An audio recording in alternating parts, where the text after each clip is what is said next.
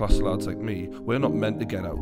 I thought to myself, fuck me, am I going to war with these fucking kids? I was laid down, had a girl on me lap and a girl on my face. And I was just like, I just went on an absolute meltdown, like hit that red button. What's your inner monologue there? Life is bullshit. There was a part of me that was like, I'd rather be dead than this, really. What keeps you up at night?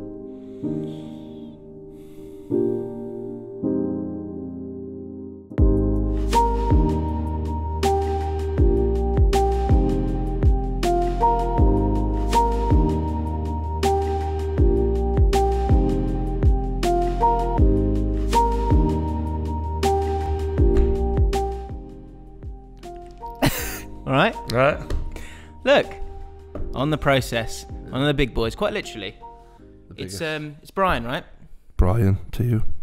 You may know him as True Geordie, and we've been talking about doing this for quite a while. And actually, when I first started the channel, I tweeted you and said, I've got this idea of the process, chatting to people about this kind of stuff, and yeah, I said I'd like to do it with you. And sounds an awful lot like the True Geordie podcast. Yeah, and I was like, well, slightly different, but if I could use your studio and your mics, that'd be great.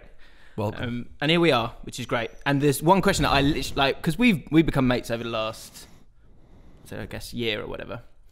And there's been a question that I've wanted to ask you throughout, from what I've kind of sort of seen as we've worked together and stuff like that. And it's about this word, right? Doubt. What do you think, what's the first thing that comes to your mind when I say to you the word doubt? I don't have much of it. Well, that's it. Because when you came in with XO, you're chatting, often people were quite, look, you were polite or all those things, but you also said the phrase, I don't fail at YouTube. I remember that. And one thing that I've noticed, like time and again, is that you don't have any time for doubt.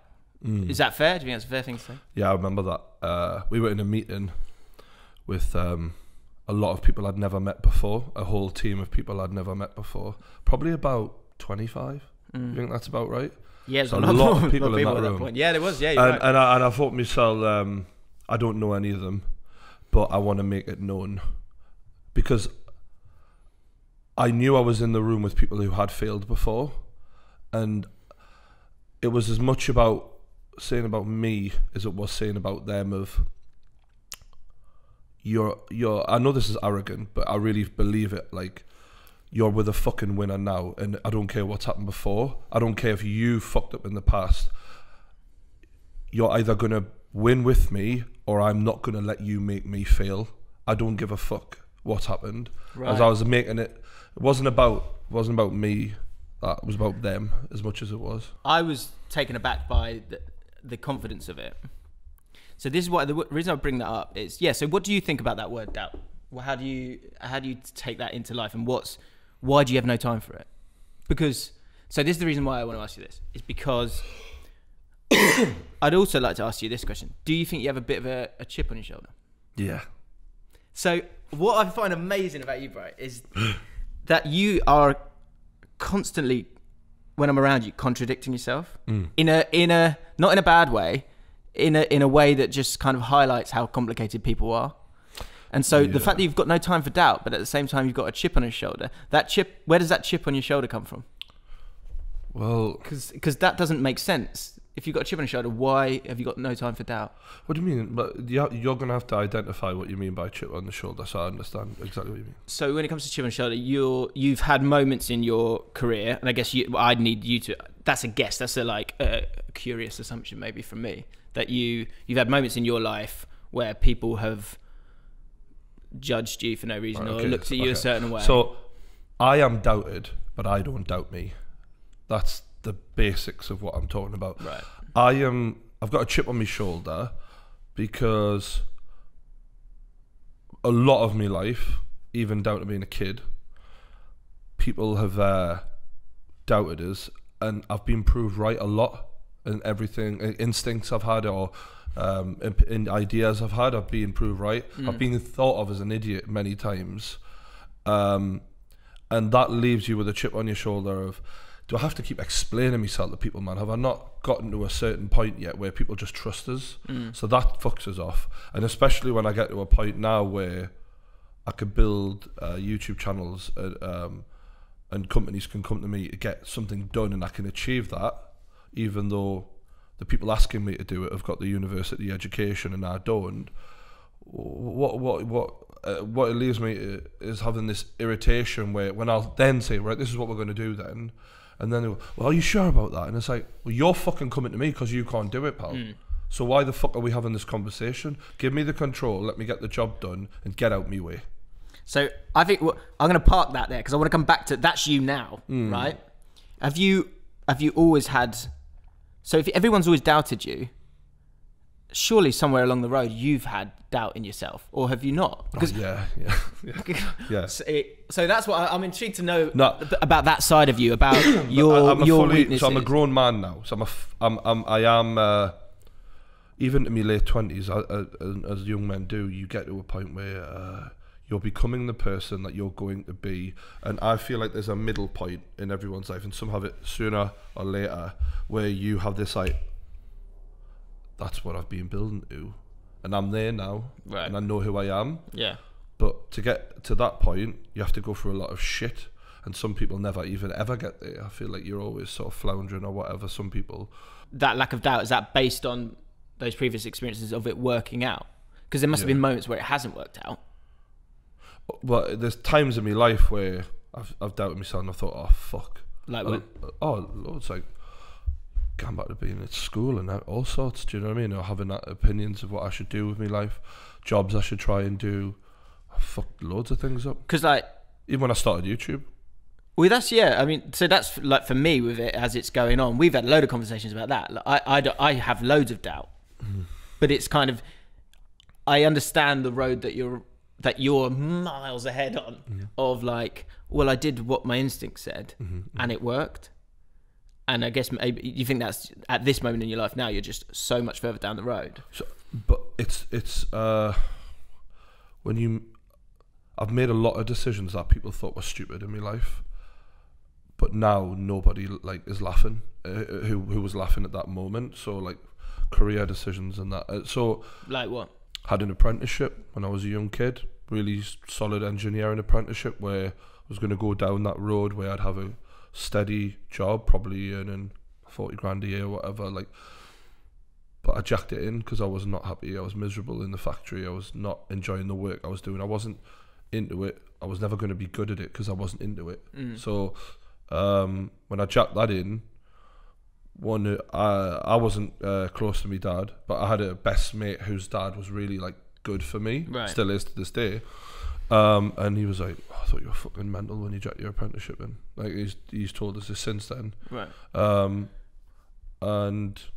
a lot of people did, because all my mates were then on this track of getting a trade, because in Newcastle having a trade is like having a degree in London, I guess. You know, like you've got that thing to fall back on, where someone's going to need a plumber, engineer, electrician forever, so therefore you're always going to have work and you're always going to have a means of living. I understand the logic behind it, but I was just on this journey in my head of I want to be happy, and that was what it was all about. And my mum put that into me, like, do what makes you happy at the end of the day. I mean, within reason, you know. Like, but so I changed. I went back to college, floundered some more, fucked around, thought I was going to join the military.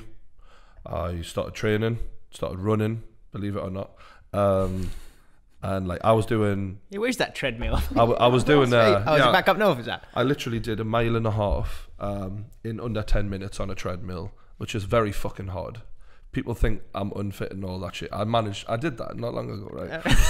I was about 9 stone lighter. I've got to be honest, right? But I was really fit. I was into it, and then I went to the Royal Marines Commando Training Centre. You're like the guy from the advert, are you?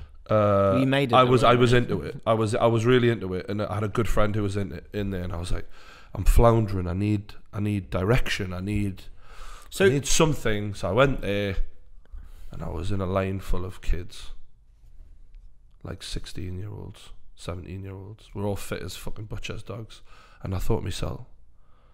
fuck me, am I going to war with these fucking kids? This is mental. This, like, and then this, and I'm like, because I looked older than I was, but I was like 18, 19 or whatever. But I just remember thinking, this is fucking crazy. This, and we're all bollock naked. Because imagine when you make up that. Sorry, we're all bollock naked in a shower. Oh right. And getting screamed at. Like, how, what? Hang on, you need to go back a bit. Yeah. Where does that come from? No, we're in the. This is like in the training bit, right? We're in the commando center, and then they're all like, "You don't wash it like that. Give it here." You like that? Well, not quite, but they literally, you watch a man have a shower, and he says, "This is how you shower." And he gets his cock and bollocks out and shows you what? Washed. Oh, yeah. So I'm like, so we're sleeping together, trying to like, it's just like we're in all these bunk beds and shit, and it's just a shithole or whatever. And then I start speaking to the Royal Marines who are in there, and they're like, this ain't all it's cracked up to be, mate. Really? Like some of the older lads, and they're like, the gear shit, it's fucking shit, and like. I wasn't enjoying it. You know what I mean? I was like, this is. And you could see they were kind of worn down by it. Yeah, and you watch a few too many action movies. So I'm thinking to myself, all right, I'll tell you what, I'm gonna after this, I'll go back home. I went home, and I was like, no, that's not it. Like that isn't it. Then I seen it. I was in a hunt for adventure in my head. I was like, you know, and this is why people at the time were thinking I was mental, because you can imagine it's like 1 minute I'm at college doing English literature and language and fucking psychology and sociology, next minute I'm an engineer, next minute I'm a marine, next minute I found deep sea diving, and I'm like, yeah, that could be fucking cool. So at that moment you're kind of like you're caught up between being a smart guy, like, you know, the English literature, you've seen that in the podcast since, like how you say this a lot to me when we chat. You can see what people are like quite quickly. So that was obviously a talent. That kind of that. I had some abilities, but there was no way to put it. You know what I mean? So like, I can tell stories. I'm good at English. I can read people. I'm good at psychology. I things like that. But there was no way to fucking channel it. And then when I see how old are you at this point?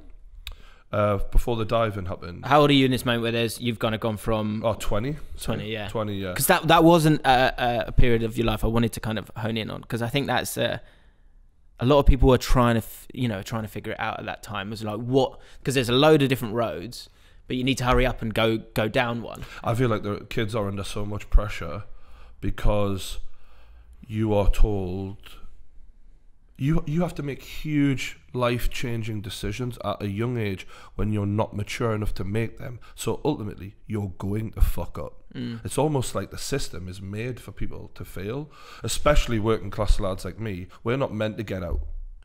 We're just not meant to. So and when you talk about being doubted, being a big strong lad my whole life, and overweight, especially in high school, I was like, you can't be that big and strong and be intelligent. Like, so and ultimately people judge me as a thick kid straight away, really. Because I have it in a kind of different way. This kind of like like the opposite, I guess. Like this little like we're prejudged from the opposite ends. Yeah, totally.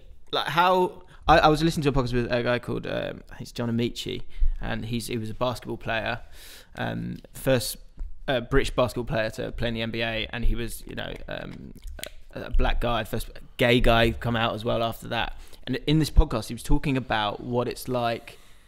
He instead of talking about the race thing or being gay thing or whatever, he said the thing that he really struggled with growing up was just being huge, being like the biggest guy when you walk in a room, and this kind of prejudgments that come from that. Like, did you have that? I imagine you must have that now every time you walk into a room. Was that the same at school?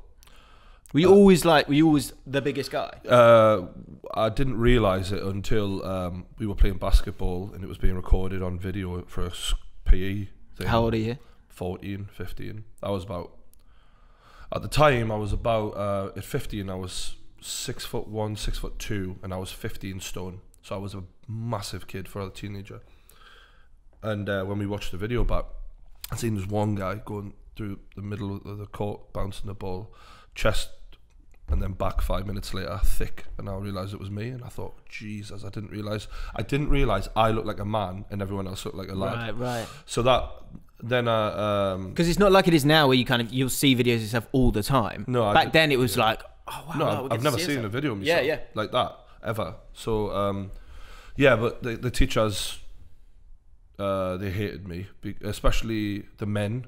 The men teachers didn't like me at times because they felt like threatened, because when they were trying to shout at me and I stood up and then the shoulder just is above their eye line, they're like, that's tricky, isn't good job, you're so big so you can carry that chip on your shoulder. And that was like a direct quote off one of them. I had lots of problems as a kid at school as well, like behavioural issues. Like I was so frustrated because I was so strong-willed, had a mind of my own. I didn't want to be taught what to do. I didn't want to learn about stuff that I didn't have any interest in. I was quite like probably on the fucking spectrum, to be honest with you. Like I had my own agenda. And when you say that, why you were so frustrated because of what? Just the puberty is one element of it, obviously. But like, what are we fucking learning here? What the fuck is the point in all of this?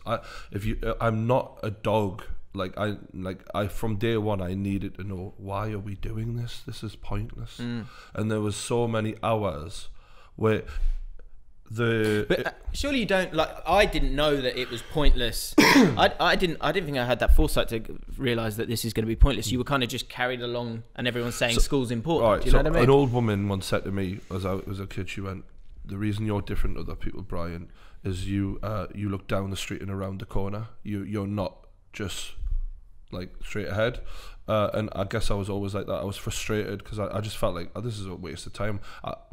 It's a rarity at school I learned anything of any use to me. Like I feel like looking back, I could have learned basic maths and English and I would have been fine. Just let me go. Like really, it's a waste of time.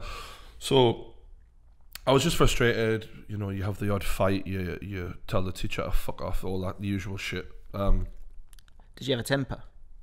Terrible temper. Yeah, it was. See, I've got a bit of a temper now, but I'm really in control of it.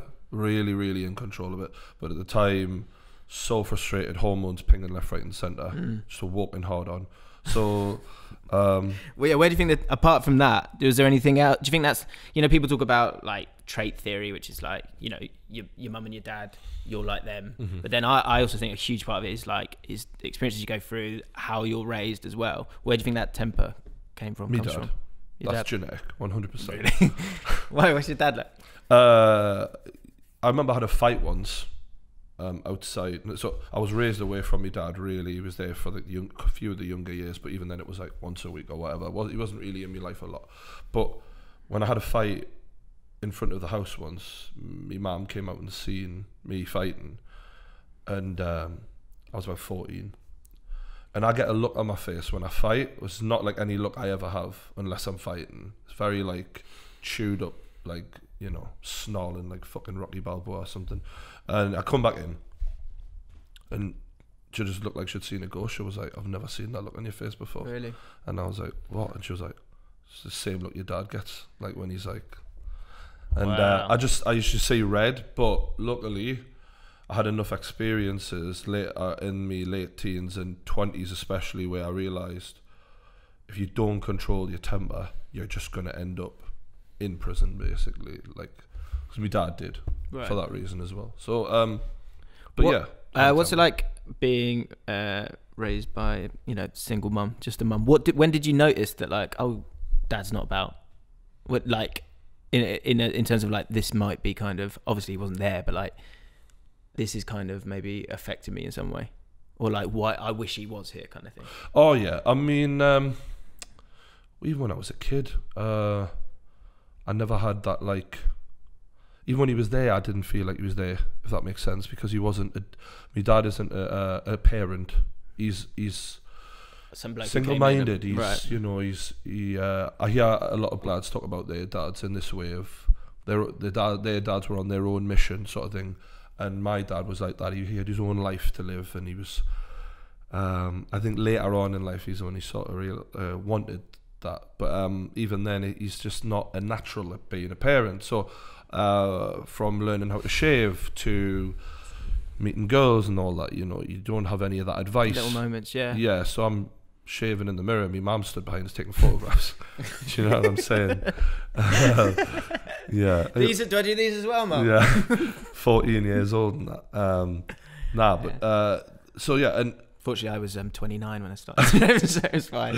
So yeah, just generally, but I think it was healthy for me in terms of learning how, as much as I joke on about women, learning how women think. So having that strong female influence, I think, softened me in a way that you maybe needed. That me dad never really got that.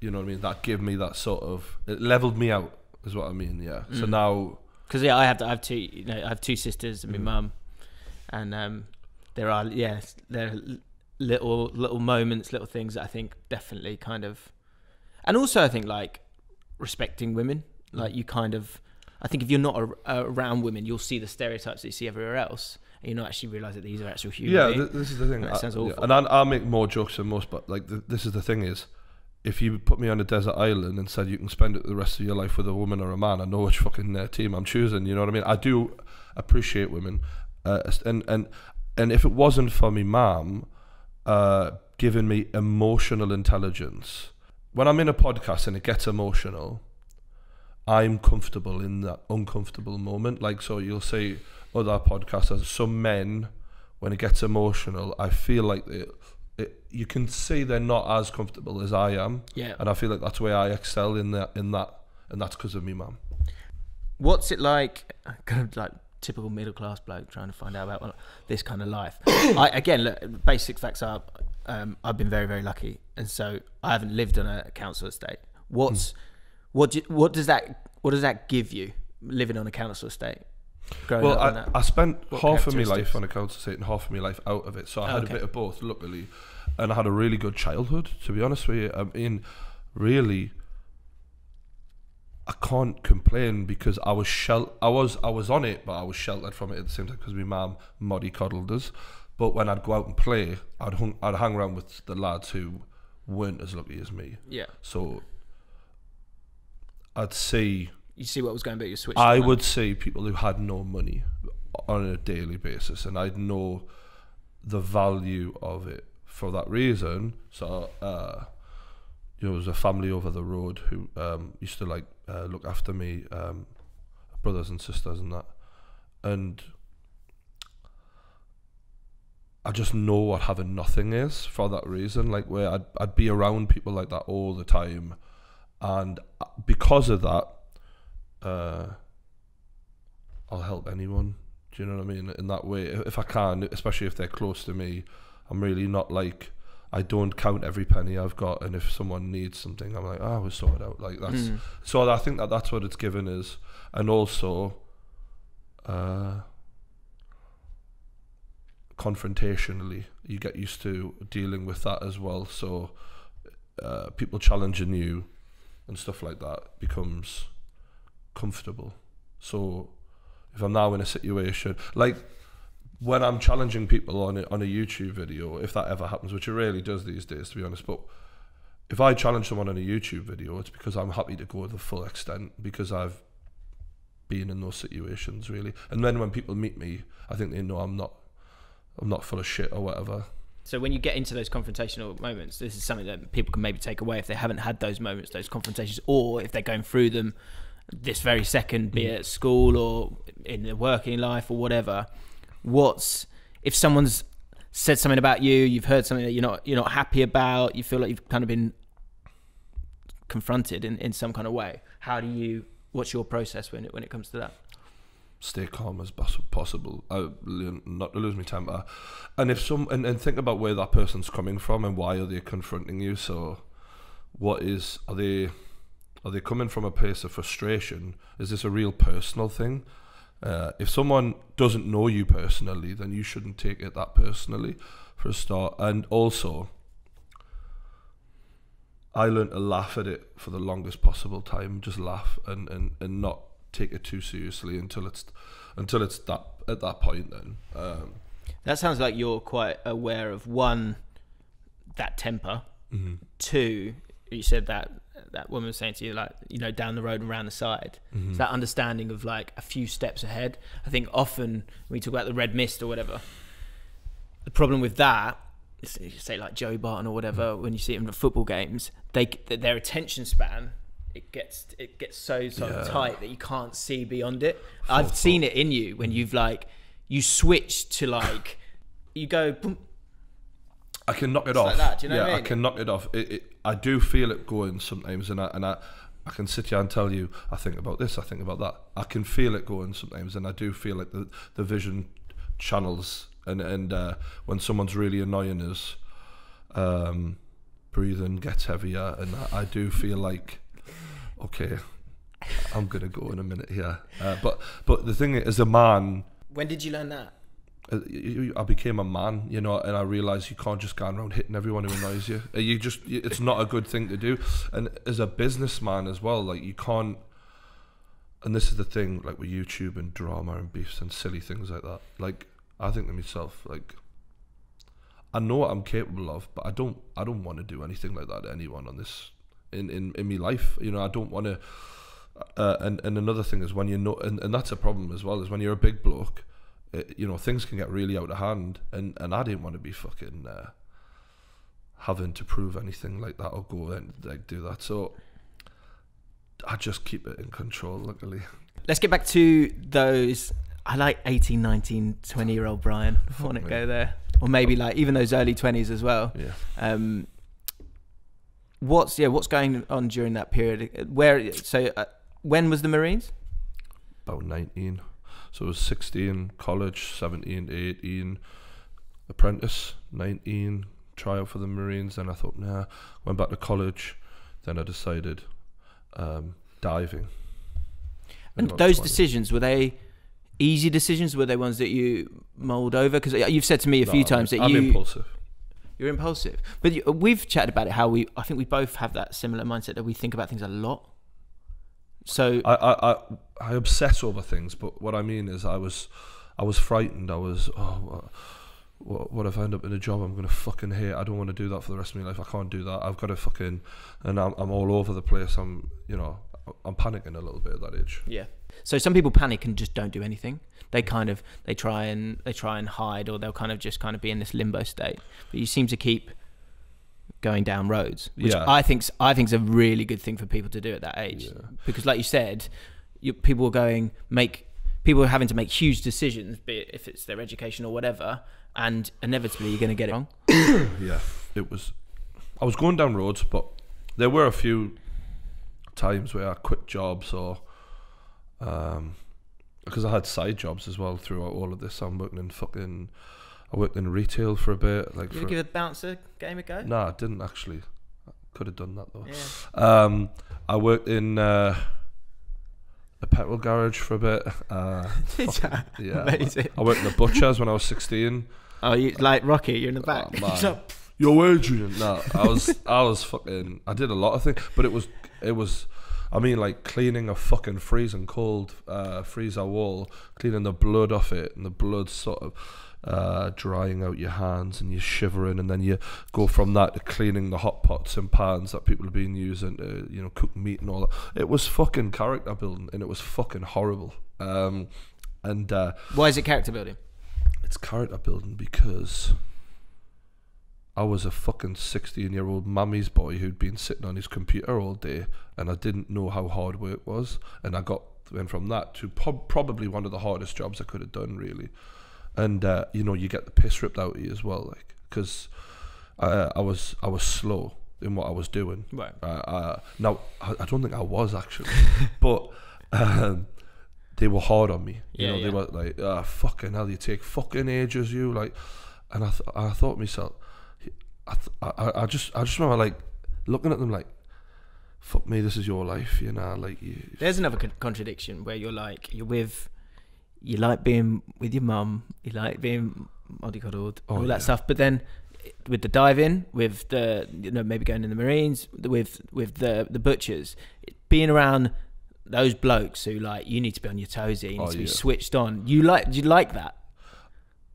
Because I guess if you're stepping in from this kind of quite sheltered emotionally scenario into the frying pan like that. Men who are going to come down hard on you. And I reckon with you, they'd go for you as well, would they not? Because you're a bigger lad. They think, oh, he can take it. Oh yeah, 100%. And I could, and I could give it. I was always quite quick-witted, you know, but it occasionally it got the better of us, like where I would be like really chewed up about things,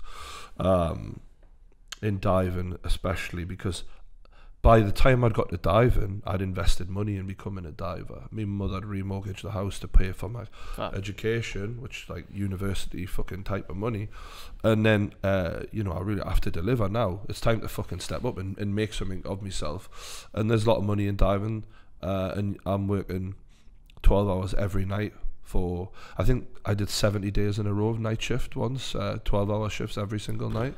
And you know, the lads are coming down hard on you, you're getting criticised all the time, you've got to sort your shit out. And I was under pressure from myself. I wanted to make, and them, and yeah, it's difficult. Like that's good for you though, isn't it? Like long term. Well, I guess it's the making of you, isn't it? Well, yeah, like my first dive, for example, like out of dive school. When I got out of dive school, it was struggling to find work, whatever. Dive school, they teach you how to get in the water. They don't actually teach you how to do anything in the water. Right. So I'm under there all of a sudden on a construction fucking job, not knowing what my arse from my elbow really. And I'd gone from nice clear water to a real horrible dirty black water job where I'm getting thrown around all over the fucking shop underwater, and I'm frightened a little bit. I'm like, fuck me, what the fuck? I don't know where the fuck I am, what I'm meant to be doing. It's black water, swimming all over with so many different elements of pressure there, isn't there? Literally, like, do your job right. Yeah, a literal pressure. Not being able to do the job. I think a lot of people have that in life where you kind of. I was chatting to someone last night. She went into a job, and it was, you should always go for a job that you're not totally ready for, because you should be, that's how you should be figuring it out. Everyone's bullshitted themselves into jobs at some point, you know. But it's those who kind of go, right, okay, if I need to be switched on and learn quickly. But that's a pressure that further down the line, when you do need to step into things that might be new and scary. Well, this was 1 o'clock in the morning, and I'm not just scared about fucking the job up. I'm scared about it. There comes a point where you're breathing heavy, and you're like, and you're thinking like, I might not get out here alive. Yeah, even though I was fine, but I didn't know that at the time. It's not like you're working at Sainsbury's doing a night shift. There is an option that you might something bad could happen. No, and people do die, and I've seen people nearly lose their life and stuff like that. So. That was a baptism of fire, but it worked well. And you know, despite what the lad said about us at the time on the job, do you think they meant it? No, I didn't. Nah, they were just hazing me. It was good. It was healthy. I don't have a problem with it. Looking back at it, it's my sense of humor. And looking back at it, they did the right thing. Really, I'm happy with that. But I needed a kick up the arse. I needed it, and I learned, and eventually, and I wouldn't even say on that job because I was still a baby, as they say in the game there. So I improved and I became solid at what I was doing. I was never great. Like, there was people who trained. One of my best mates. What does great mean though? What's great in that game? I don't know. Yeah, one of my best mates. Great is when you always come out and have done what you were asked to do, and sometimes it can be difficult. So one of my best mates was a Navy diver. And he was great, and he helped me a lot. And I was a good swimmer, and strength was never a problem. But you know, just experience is what I was lacking at that time. And I got there, but by the time I'd got there, I'd kind of realised that, this isn't what it's cracked up to be either. And that's when I was really like, oh fuck, I've done it again. I'm in another place that I don't want to be in. And why was it? What, because of it's night shifts? Because it's so strenuous? Because of the pressure? The money, you know, it's built up to be before you get in. It's like the money pit. You know what I mean? It's gonna be fucking swimming in it, Scrooge McDuck. And then when you get into it, you're like, work isn't as easy to come by. You spend half the year not working. A lot of it's not what you know. It's who you know. There's so much that goes into it. Really, that's non-related to what you actually do when you're in the water. And the work's hard and it's long and it's lonely. You're away from your family and whatever you're with, and sometimes, I don't know, sitting around with for a month at a time at minimum with a bunch of sweaty, hairy ass men. It's not fun. You know, you're not going out shagging and all that. You know what I mean? Even though I did try and sneak away as much as I could. So We're going a different road there. I just realised, like, this isn't my destiny. I'm not meant to be doing that. I'm not loving it. And once again, I wanted to be happy. And it come to a point where I thought I'd rather, because I think like the money I was making at one point was over £10,000 a month. Like, so it was solid money. Fucking hell. But Was more that- to life than that, you know. Was that a unique perception amongst the other guys that I wanted to do something I love? Like, was everyone else kind of had They were given so in and gone, this is enough? No, yeah, and I respect it. And a lot of them had families, and a lot of them had one guy, I remember, he hadn't been home in 6 months because he was determined that his daughter wasn't going to have a university loan to pay off, and he was paying her through everything. He wasn't going home. He's like, me, I'm fucking till the wheels fall off me. And I respected him Absolutely a lot, you know. There was men out there like that, but I was 23, and yeah, imagine being 23 on 10 grand. I mean, there's YouTubers on way more than that right now, but I was fucking happy with having it. a good time. Yeah, I was coming home and buying watches and leather jackets and all that, you know, living it, pissing it up. What's Brian like on a night out as a 23-year-old? As you'd expect, mate. Yeah. As you'd expect. Yeah, I'd come back. I remember once I was in a nightclub and I was laid down. I had a girl on me lap and a girl on me face, sitting down. And I was just like, that's that great. might be the title. They had knickers on. But Girl on me lap I and was, girl on me face. I don't know, I was just like into everything. I was shagging everything that moved. I was loving it, and I wouldn't change it. I wouldn't take it back. It was what I should be doing at that age. Do you know what I mean? So What's a night out like in Newcastle? Is it like good? No, it was good. But it was where, I mean, when I was diving, I was in Glasgow. I was fucking everywhere. I was making it rain? Yeah, I was, and with a Geordie accent in a place where you're not from. Like, I was in Kent at one point. I was speaking as loud as I could at the bar because I wanted every last thing. I'm not from here, pet. Amazing. It was good laugh though. Did you? Were there any other? Were there any moments around that time where you kind of like that feel like crossroads for you, apart from the Nara Jet video? Yeah. So the crossroad was came home from a trip, and a family member died, really close, and it was difficult. So you're thinking, what's it all about? That's when you start thinking. How old are you? I'm 23 still. What's it all about? Is this really what I want to do? Now, I briefly went back to diving after that, but I knew my heart wasn't in it then. So, I was really... to me, depression is something that people suffer from. It's a medical condition. Yeah. But I was depressed for a period of time where I was very sad, very down.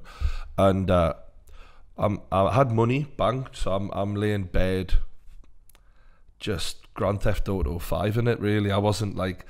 I had me will to get up had gone because this... the sadness, losing the family member had come over us. And also, I just thought, fuck it. You know, that was a huge turning point for me of, nah, this isn't it. This isn't what I thought it was going to be. And I just went on an absolute meltdown, like hit that red button that you're never supposed to hit. And I had 6 months of just like, stopped going to the gym at one point, put loads of weight on, didn't give a fuck about myself. I was drinking. And what was fueling obviously the grieving was it was grief. It was when you're talking there, I feel it in my stomach. Like, how can you just how does it actually, can you actually feel it, that fuck it? Because you keep saying the word fuck it. I think that's interesting, that kind of, because you do have moments where every morning when you got to go to work, you go, oh God, I'd love to stay in bed here, but you can get yourself out of it and go. For you to be able there was a part of me that had given up a little bit. I'd given up. I was like, probably just gonna spend what money I've got left, and then there was no care for what happened after that. I'd gone Tyson Fury at that point a little bit, but probably worse than him because he's got this safety net. He's got people around him. I was, pretty alone, pretty sad. Just. What's your inner monologue there? Can you remember? It was very like. Life is bullshit. This is all bullshit. Everyone's convincing themselves that they're getting up every day and they're going about. They're all mugs. They're all mugs getting up doing shit jobs. And you know what it is? It's pointless. It's all bollocks. I'm just going to sit here, semi-flat, and I was like, I'm just going to get drunk every day. I'm going to play on Grand Theft Auto because that's better than the life that everyone else is living. And then I'll get up the next day and I'll do it again. And I didn't care about myself at all. Were people trying to kind of get you out of that? A little bit, but you can imagine once I've made my mind up, it is difficult to. I just wouldn't answer the fucking door. I stopped talking to a lot of my mates. Just leave us alone. Like I was really, I was grieving, and they understood that, so that kept them away. But I don't think that people understood. In my head, it was more than that as well. It was like, I've made a decision here. Like this is pointless. And I guess almost that same kind of conviction that you've shown, like in other aspects of your life, as it's been around that, you kind of did it, but down the wrong road. No, right? if I'm determined, it doesn't matter what I'm determined in, including if I want to fuck it all up as well. You'd be successful in that. Yeah. So a lot of people, for example, now I'm surrounded by social media personalities who, to them, their following and their audience and what they've built is who they are. Whereas my friends know I could delete everything tomorrow and not give a fuck because it isn't who I am. Do you really mean that? Because I was thinking out on the way, I was like, it's amazing how, your influence comes from the amount of subscribers you have. And that there's no reason why you couldn't just go, delete, it's gone. I could. I mean, why would you want to do that? Obviously, I wouldn't want to, but what I'm trying to say when I say that is my inner strength comes from a greater place than anyone else's that I know in this community, and I don't mean that in a disrespectful way, but there are a lot of young people out there who found fame and been lucky, whereas I was going through at their age far worse things than they are, because you couldn't have got me on a camera. I was in a fucking real dark for a young man, dark place, including, I wouldn't say I was suicidal, because to me that's a word that gets thrown around too silly, but I had there was a part of me that was like, I'd rather be dead than this, really, but I just didn't have the balls to do anything like that about it. But I really was thinking, this is shite, this, like, so because you kind of feel like there's no escape out of that. There's no, and I didn't. What was there to do? You know what I mean? What was the point? And what? So, and then sort of where YouTube came into it, still pretty dark, still pretty down. I'd sort of hit a place where I could function on a level where you wouldn't really know that this was going on in my head, and I wasn't drinking myself as stupidly, like going through a case of Guinness, like in a day, no problem. Right. I wasn't doing that, but I'd leveled out, but I was still drinking and that. It wasn't alcoholism by any means. It was just something to do. I could give it up. I'm strong-minded. It was just something to do. Right. To take the edge off of the day. Now, was it to kind of escape it? A lot of people turn to those things because they want a different feeling as well. Self-medicating, wasn't it? I wasn't going to go to a doctor and ask for antidepressants or whatever they would offer. I didn't want to fucking speak to anyone. You know what I mean? So I went and one of my friends had died. Now, I wasn't that close to him, George. There was a lot closer people than me, but he died, and I used to have a kick around with him every week, pretty much. Like he was a lovely kid. I think the way I described him at the time was, he was the type of bloke you'd want to date your sister. Good dude, you know what I mean? Big lad as well. I went to his funeral, And when you got to a funeral, you're expecting everyone to bang on about how lovely he was, and I was looking forward to hearing about like the things I might not have known about him at the time, because I was like, it's so sad. You know, I'll go and I'll pay my respects, and it was also for like his friends who I was closer to, because I'd grown up with some of his very close friends. So if you imagine the group, he was on the end and I was on the other end. But when we went out on a night out, we'd sort of have a chat together. And anyway, I went to the funeral, and it was just all about how much he loved Newcastle United. And I just remember thinking, and people have heard the story before, but I remember thinking, holy shit, like that club means so much to some people, because when you are from Newcastle and you have George obviously didn't have, from what I remember, he didn't have the easiest of lives himself. It was something to grasp, it was something to love, you know, and enjoy, and it was all about that. And I just remember coming away being like, fuck me, that kid loved that club like much more than I ever did even. So, and then obviously after that, Niall Ranger says what he said, banging on about the fans, don't show up if you're going to boo.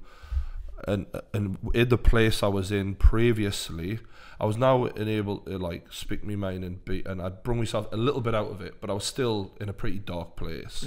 Then seeing what happened with George, his mum and dad being all cut up about the death of their son, and my friends as well, that just triggered me. Like that was like laptop on, and that was where it started really.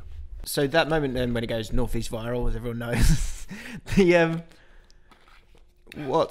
is that what then gets you to kind of go, oh, someone, you know, people have kind of appreciated something, and that's now a new road that you can start to kind of, did it kind of open up and you saw a new route that you could go down, or am I being too simple there? No, I guess I think looking back on my life now, there's a few things I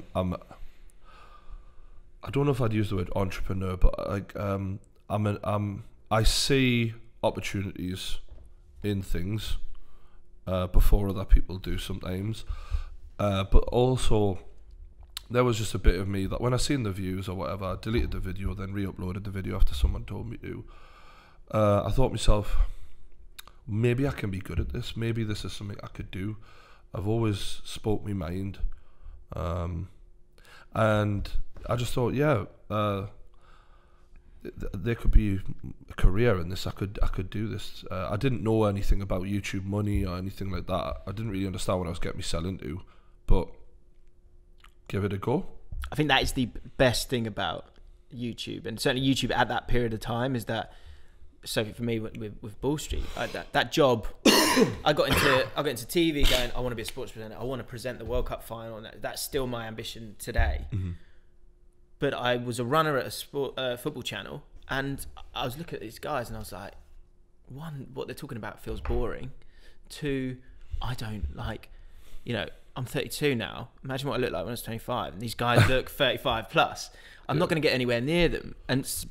But then fast forward a good few years, and I've done different bits and pieces, and then this YouTube thing arrives where you can actually have a bit of a personality, and you can do it yourself. Like that job didn't even exist. And so for you, like we were saying earlier, you like the English and the psychology, the storytelling, like those two were there, but they were kind of on a shelf because they didn't have an avenue to be explored. And so you then had to go, okay, well, let me try this, this, and this, which are my other sort of strengths maybe. And so that's a beautiful thing about YouTube, I think, is that it has opened that door that anyone who wants to give it a go have been able to find that. And it's changed your life, hasn't it? 100%, yeah. And to a degree, saved it in some respects as well. I was like, you know, I'll do a few more Newcastle videos, and then I was like, this. How quick did it go up? It went pretty quickly. I remember when I started regular uploads, I think I'd got, what people don't know is between that video and me starting regular uploads was a year. Really? I'll do the odd one. So I did like one or two. And would they do well? Yeah, but not as well. Yeah. And then when I started regular uploads, so I'd had like 5,000 subscribers just off that one video. Right. At True Geordie's view on Niall Ranger, and then I was like, all right, marketing 101. Such a good name, isn't it? People calling me straight away. So I remember being in the gym, and someone goes, "Oh, I've seen your video," and I went, "Oh, what did you search for?" And they went, "True Geordie." I went, I'll call me name that then. Because like we spoke, you don't like my name and my channel, and I get that. I For the record, I don't hate it. Yes. Either. I just said it was a bit long. Yeah, and I totally get that. The reason it's James Lawrence Allcott is because my granddad was called James Lawrence and my uncle's called James Lawrence, and that's quite an important part of our family. And so I was like, no, I'm going to shut that in. And that was literally a last minute thing, but I can't go middle class boy from Surrey. It's not like, that's not a good channel name. No, do you know what I mean? It was True Geordie is so good. I got lucky, and often people, when they become successful, that's part of it, and it's one of those things. But then when I was doing the Newcastle videos, I was met with some resistance from the Newcastle fans as well. Like, I think even to this day, I don't know what the percentages would be, but there's probably a big percent who didn't like what I did back then, and I understand why. In looking back at it, because of where I was mentally. It was hyper aggressive. It was everything I had. Newcastle was all I was about at the time, and that's all I really cared about talking about. But I remember thinking at one point, all right, I'm only going to get so far talking about Newcastle, so I'll talk about the whole of football. And then it was, I'm only going to get so far talking about football, I'll talk about some other things. Then it was, I'll do a podcast. So I knew I'd boxed myself in at the start, and I just wanted to break out of that as quick as possible, really.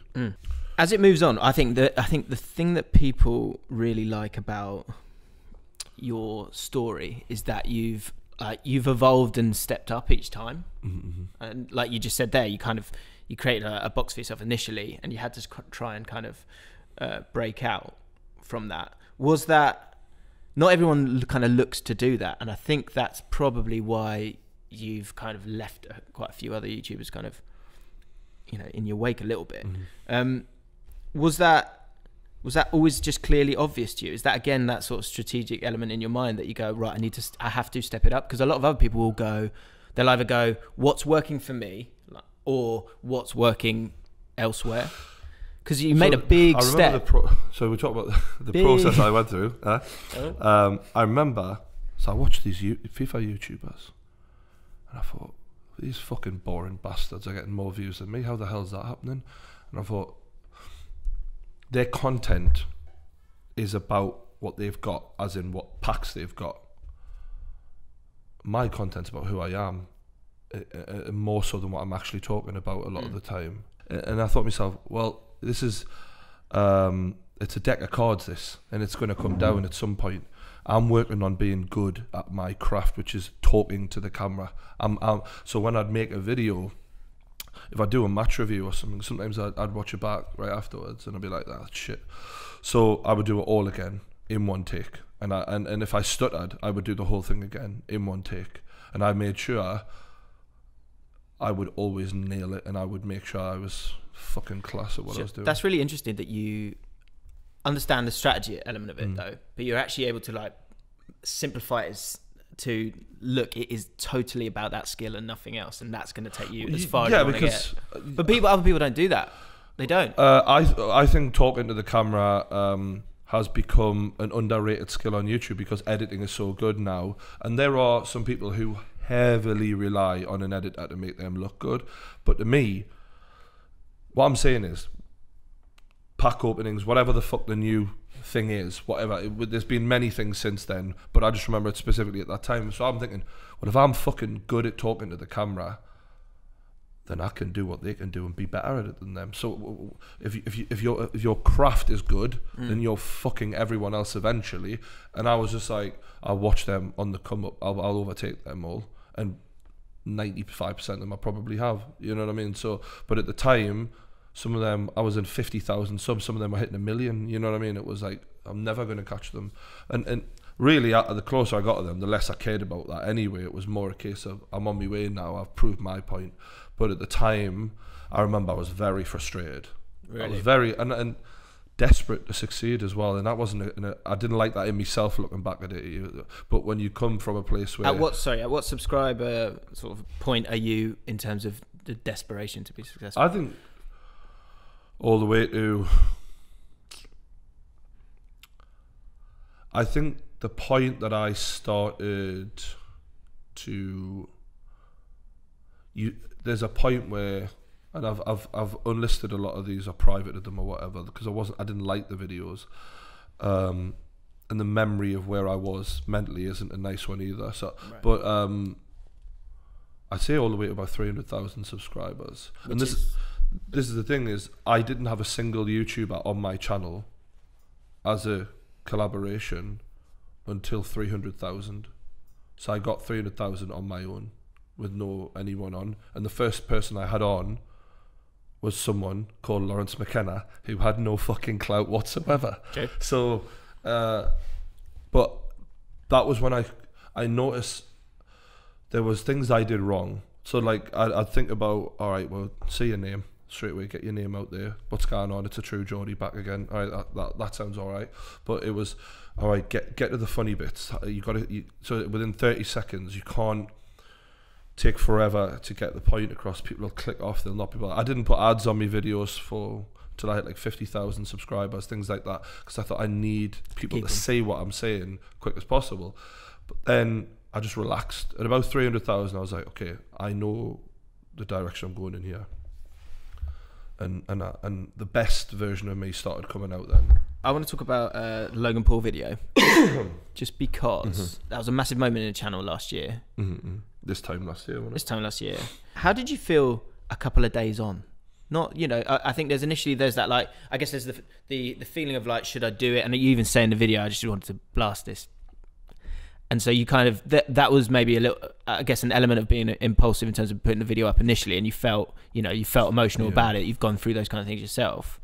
Then there was, we didn't know each other well, but I felt compelled to tweet you and go. I think I'd only just met you then. Yeah. But I was like, I think we'd had a couple of chats, and I was like, fucking hell, like, and I just thought it was a really strong message that you put out in that video. And I just kind of wanted to say that, and I imagine you got a lot of good support from it, and obviously a lot of subscribers and things like that. When that kind of dust settled a little bit, a couple of days on, how did you feel about it then, and how do you feel about it now? At the time, it wasn't an opportunistic moment or anything like that. It was like, so obviously, as I've said since then, I've also I've been in that situation myself with someone I knew. So it touched me in a different way than what it would have touched a lot of people. Although I think collectively the whole world was a fucking arsehole thing to do. But when I put that out there, I was actually going to delete the crying bit at the end. I wasn't even going to leave that in. But then afterwards, I was like, when I was watching it back, I was like, you know what it is? Like, this is the real me, actually. Like, deep down, there's a bit of less about, because I like to make people laugh. I think of myself like an entertainer, chilled out entertainer. But at the time, I was like, yeah, this is really pouring me heart out a bit here. And I thought, I've never done that before. Did you feel uncomfortable? I did, yeah, and especially on a subject like suicide. So I remember when I even tweeted the video out. I tweeted it out, but I didn't tweet it out in the same way I normally would, with a thumbnail and all of that. I just was like, this is the title and this is the link. And I thought, well then, it felt like I was dropping my soul into the fucking ocean there. Like, right, we'll see what happens with this then, because I thought to myself, people are going to be shocked when they see this, and I know they are, but and I've got no idea what the response is going to be, because manly man crying and all that, some people could take the piss or whatever, but I was like, yeah, fuck it, let what may happen. So a few days later, well, I'd gained 200,000 subscribers in those days, so I thought, well, people, it connected. Yeah, it did. But I thought to myself, fuck me, if that was a business decision, you'd say it was a great one, but it wasn't. I can't even act like it was. It wasn't. It was just something I just did, and I felt like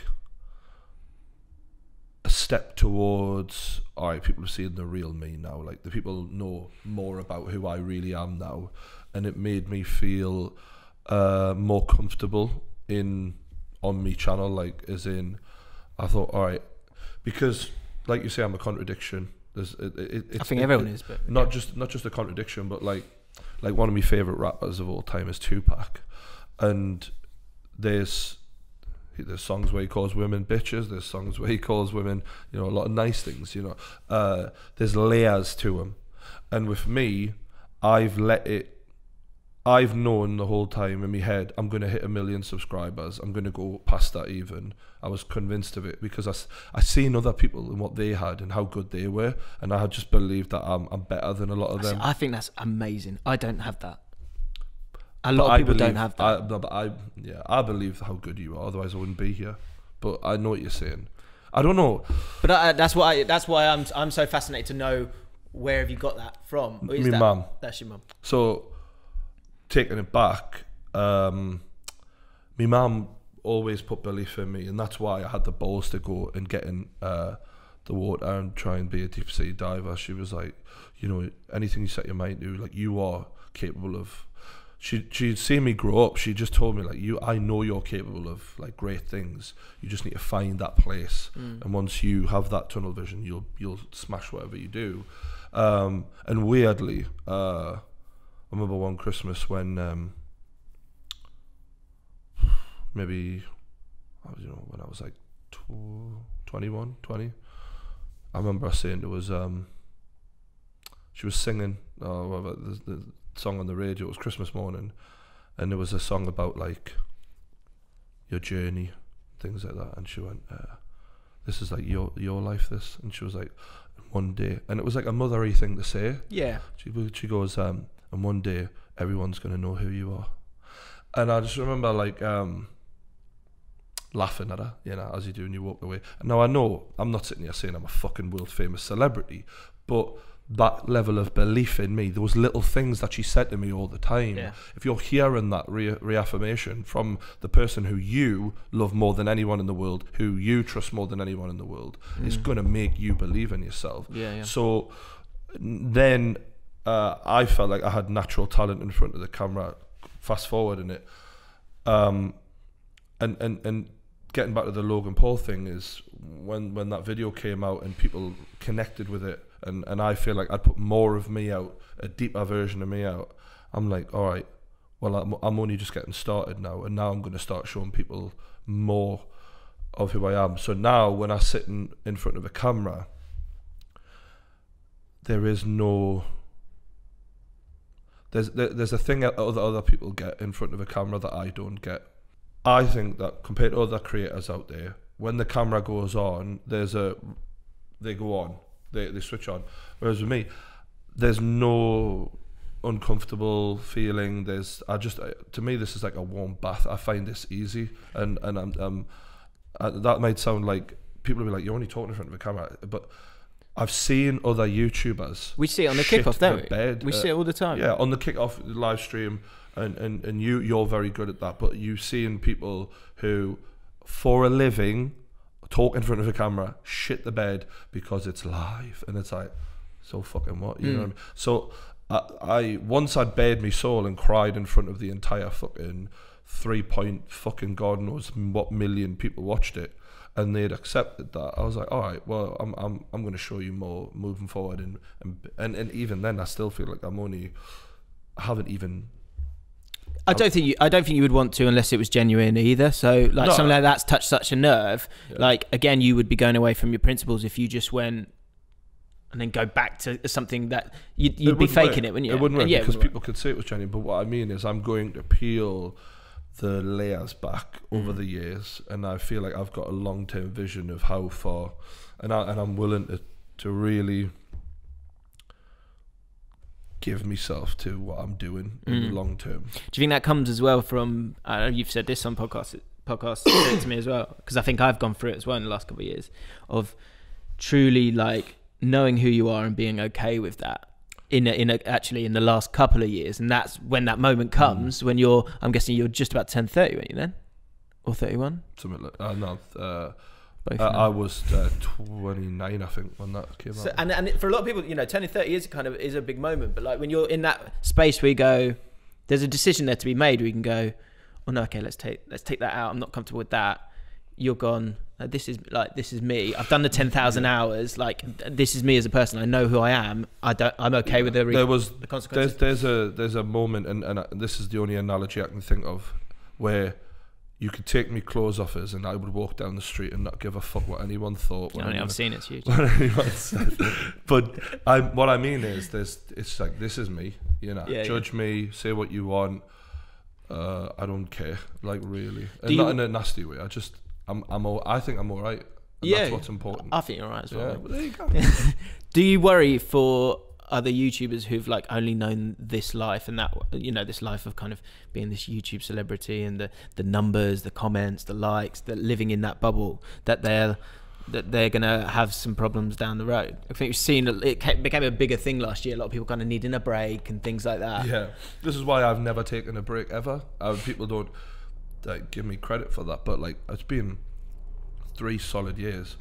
I'd be surprised if you, unless I've privated any videos, you could find a week where I haven't uploaded. Like, I upload every fucking week because mentally I'm not under pressure, because this isn't real. Like I say, when I was underwater and diving, that was pressure. Yeah. And I had many times where I felt like I like bills and stuff like that, and that was one of the things I never got into. But like, when I did have my dark times, that I let myself get to the point where I had no fucking money at all. Just like, bread and milk was a challenge, you know what I mean? That was pressure. This is not pressure. So and I feel sorry for them a bit. I feel sorry for them because they place importance on things that isn't necessarily that important. And now I think that there's a lot of bright people out there, and they're smart enough to work out that there's more to life than YouTube money and YouTube likes and all of that bullshit. But they haven't got the experience to know it. Do you know what the thing I think is the biggest problem for these guys is? It's the validation of YouTube, the validation of being important. That's what they're scared of more than anything. They'd hand the money over like that if they're still important. People care. If they put a tweet out and there's the retweets and the likes and there's all those things, because they're in this world. They're important to people. I think, and also like, that's dangerous though. There's a lot of them who your whole life becomes about who you are online, because, you know, you wouldn't have that girlfriend if it wasn't for the audience. You wouldn't have that car. You wouldn't have people around you. Like, how much of this is real? Yeah. Do you know what I mean? And I know, like, I think that's a blessing to be a little bit old, like a little bit old. I'm lucky. Like, oh yeah, and even like I'm starting to get a little bit more as the channel grows and things like that. I remember being 24, 25, 26 in TV. You started to get a couple of little moments where you could do presenting. And you thought, okay, this is it, and then it didn't happen. And you're looking at these other guys who are 23, 24, and you're thinking, shit. But actually, I'm so. Well, you're the opposite of this, really, because to me, you have, with all due respect, more talent than 99% of YouTubers in terms of talking to a camera, being funny, invoking those emotions, but haven't had the luck that some of them have had, or it just hasn't happened because of you've never met the right people. Things like that have just been in your way. Do you know what I mean? Whereas other people, shite, but they've got the right mates. You know what I mean? Things like that happen. So I don't know. How does that make you feel about that? You're here now. Is it? Well, I'm not there yet. But how do you feel about it? I'm relieved. I'm relieved that I'm older. I think I'd really struggle, because and this is why I find all these conversations so interesting, because like you, I think I know who I am a bit more, and importantly, I've got just the most amazing inner circle of friends and family, and my wife who I know they don't care about any of the other stuff. They just want me to be happy. Actually, the driving force a lot of the time, and the pressure a lot of the time, has been me on myself, because I think I felt like I maybe do have some talent, but I haven't. But it's either it's not happened, or I think sometimes maybe I've been a bit too nice, or not really gone for the throat, things like that. I think that's something that I've screwed up on. But if I was to be successful now, I know, one, it will be totally on my terms, on things that I can be proud of, and two, if it doesn't work out, I think I still have a career in creating stuff, which is, this isn't a fucking job. Nah, Making shit's not. This isn't a job. I think you're get on the that. road though now where it's gonna happen. You're on the right road now. I think you've just been a bit all over. You've been pulled in so many different directions because you can do so many different things. Now I feel like you're on the right road. Yeah, I do you know, last year, like the empowerment of starting my own channel has been huge, and not one from the reaction that you get. It's like when the messages are kind and they like it, but just kind of that reinforcement of like, do what you want to do. Don't listen to what anyone else is really doing. Look, there's elements of feedback again from those people who are in that inner circle that you should trust. But otherwise, I'm starting to really learn like you're right. Like do what you think's right. Trust those instincts. And I think that's, for a lot of people, that's something that's harder to do than you think. Oh yeah, but it can get you a hell of a long way. I mean, last year was a huge. I think I was one of the biggest growing YouTubers in terms of percentages of subscribers last year, because I trusted my instincts, and when I felt it was right to do something, I did it. You know. But getting back to the kids, the younger lads, I always try and give them a bit of leeway in regards to the decisions they make, because I always think, fuck me, if that crazy young Brian had been on YouTube at fucking 19, 20, God, people would not have been. I would have went after everyone. I would have been aggressive. I would have started fights with every single YouTuber to prove myself, to take them on, to like, I don't know, I wouldn't have been mentally ready for it. So yeah, when they do make mistakes, I try and let them off with it. That's what I've really enjoyed about becoming mates with you, is you're not the Brian I thought you'd be. You're not I don't really call you True Geordie or Geordie, whatever. I call you Brian. Of course, whatever. Yeah, but because I don't really, that True Geordie, I don't really know that True Geordie. The one from 3-4 years ago. Yeah, people have an image of, especially a couple of years ago when I was a lot more aggressive on my videos. But I think people know the real me a lot more now from the podcast and stuff. What characteristic do you think that you've shown during this kind of the process of you becoming successful and getting the 1.4 million and all those things, what's the characteristic that people won't go to? Like, people go, look, it's about hard work, it's about talent or whatever. What's the characteristic that you've got, or that you've showed, or that you've learned that has surprised you, that is important? Business wise, I'm getting stronger and stronger and stronger at understanding the decisions to make. What's a key element of that? Forethought. Yeah, I think long term. I think ahead of other people, and I see things coming before they happen. So I'm perceptive, and I can predict things before they happen as well. So a lot of the time, behavior of other people, I see how they're going to react before it happens. So I'm good at that. And yeah, I don't know, it's a bit weird to talk about yourself in that way, but yeah, I feel like those are some of the things that have really helped me, because when I've made decisions this year, and they've been the right decisions in the last year rather, it's because, like the whole Logan Paul situation, I knew how that would play out. Not the original video. Not the original, yeah. But later on, when me and him started getting into a situation or whatever, and other things where creating XO and knowing how that would turn out, I just see things clearly. I don't get emotionally wrapped up in them. So that's been helpful. Would you rather be liked? So at the end of it, when all this is done, not the interview, like years of time, would you rather be liked or would you rather be respected? That's a funny question, that, yeah. I've got to give credit to the missus for that one. She's desperate for me to ask you that, because she asked me it, and I won't give my opinions on it yet, but initially I had an opinion on that question. I was thinking about this the other day, because actually you live in a world of YouTube that involves likes, that it involves being popular, but then at the same time, respected. You'd rather be respected, but people didn't really like you. I'd go for respected, yeah, because it's tough though, isn't it? No, it's nice to be liked, but it's not essential to us. People know, regardless of whether they like you or dislike you, the value of you, and that to me is a little bit more than being liked, because I don't know.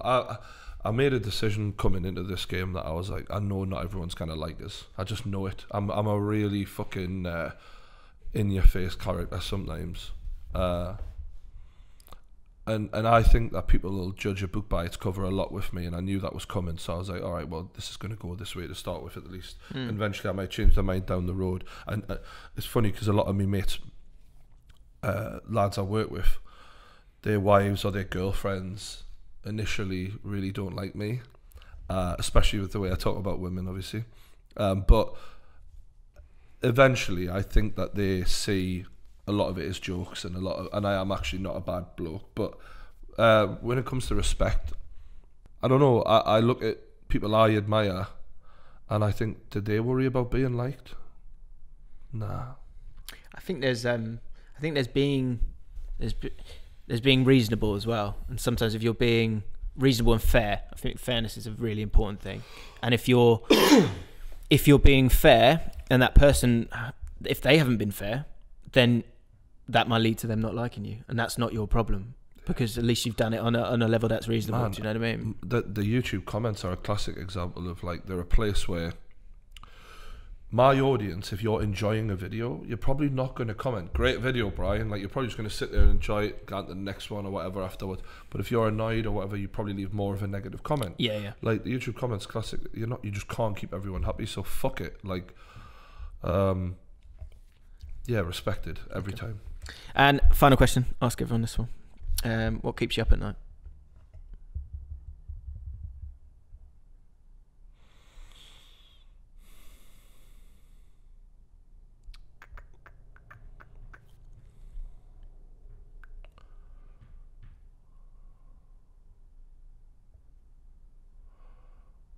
I want to be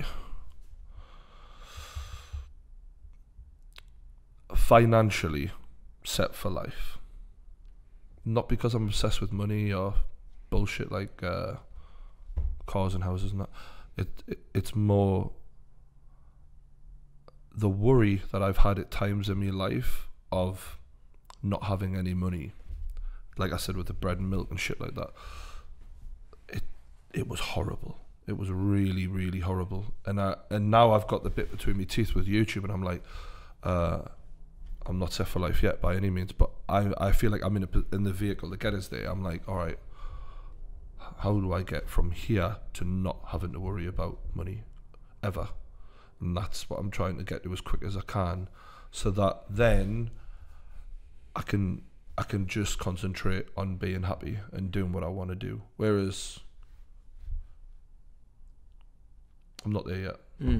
That's interesting, because money's such an important thing for people, but it sounds like that's almost a good way of looking at money. Is like I want money because I don't want to have to think about money. That's it, really. Because that's true happiness, isn't it? And this is what me mum always told us is be happy. And to me, life isn't all about money, but when you haven't got money, it's a fucking nightmare. So I just think to myself, all right, this is YouTube, this is the game I'm in, this is this business, this is that business, this is how I can build this into that, this is these are the things I'm thinking about in order. And it might seem a bit straightforward to people because I'm just uploading fucking YouTube videos, but I've got much bigger plans than where I am right now, and it's just about how to get to those points. And yeah, hopefully we can do another one of these. Yes, mate. Yeah, that'd be good, wouldn't it? Yeah. And maybe years' time, going back to doubt. If people, as someone who has no time for doubt, what would you say to people who do have doubt in their life, in their mind, in what they want to do, or how they want to navigate life? Doubt is healthy. The only reason I don't have doubt is because I'm in a place where I know I'm fucking on the right track now. I just know it. And you have to get to that point in order to remove it. So doubt is healthy. You should doubt yourself to a degree, and think of all the possibilities. I guess I'm just fucking sound like a right arrogant cunt, but I just trust myself. I don't think it is arrogant, mate. Yeah, I trust myself because I've been proven that. All right, when I said about me me mate's dad, who was when you put your apprenticeship, I thought you were fucking mental. Well, imagine how mental me mates thought I was when I was uploading videos shouting at footballers on YouTube. Do you know, people probably thought I was losing me fucking mind. Yeah. I know people thought I was losing my mind because they knew how low I was as well. So you see that as well, you're probably thinking, fuck me. But do you know what I think's good from this conversation with you that I didn't know before? And, you know, I started with that question, we're kind of ending with it, is that I had the perception of you that you don't have any doubt. The truth is, which is a nice thing for me and a nice thing for people watching, is that you do have doubt. You did have doubt, but there are that doubt slowly that mark of doubt on a, you know, as a pen on a wall. There's a watermark that kind of comes and washes it away each time it kind of splashes it, and as the layers and layers kind of go away, that washes away that doubt. Yeah, I would say. And that's just like, it's the confirmation of, all right, I went to this, I tried that, I tried this, tried that, it all failed, but then I went to YouTube, and then I was like, all right, well, I'm still struggling a bit, but it's getting better. And then I was like, all right, I'm onto it, and I'm working it out, and I'm working it out, and I'm working it out, and I'm getting better and better and better, and eventually I'm like, right, I'm on the right fucking path now, I know it. So, and so many little things when I look back at my childhood, which we couldn't have had the time to cover, but just little signs that you look back on and think, yeah, fuck me, I was always meant to do this. But it is good to have doubt. But there comes a point where if you've got the balls to put yourself in the position to risk it and try and go for that happiness, whatever that might be, eventually, I hope anyway for anyone watching, that they get to a position where that is confirmed, that you are in the right place now, and that's when you drop the doubt and go for it, right? It's like, I'm sure, and this is just an extreme example, but I'm sure that fucking footballers like Ronaldo and Messi or whatever, they get to a point where they, you know, it eventually just everything starts clicking for them, and they're an extreme example of that. Or a boxer who knocks everyone out, it just starts happening. Do you know what I mean? But it's getting to that place that you're meant to be in, whether that be in a boxing ring or an office somewhere where you're an executive and you're one day going to run a company or whatever, where you just have to drop the doubt and go for the goal. That's a good way to end, mate. Thank you. Big love, mate. James Lawrence Allcott. Subscribe to him if you're here from my channel. The kid is a fucking legend. Thank you, pal. So that was the process. If you haven't checked out the other episodes, go and check them out. They're also cracking chats as well. Subscribe to the channel and let me know who you want me to interview next in the comments below. And I can hear Lawrence McKenna's name already. I know Lawrence. I'm after Lawrence. All right, don't worry, I'm after Lawrence. Yeah, thanks for watching. I'll see you soon. Ask him if he got the grass stains out of his jeans. Not in front of his girlfriend.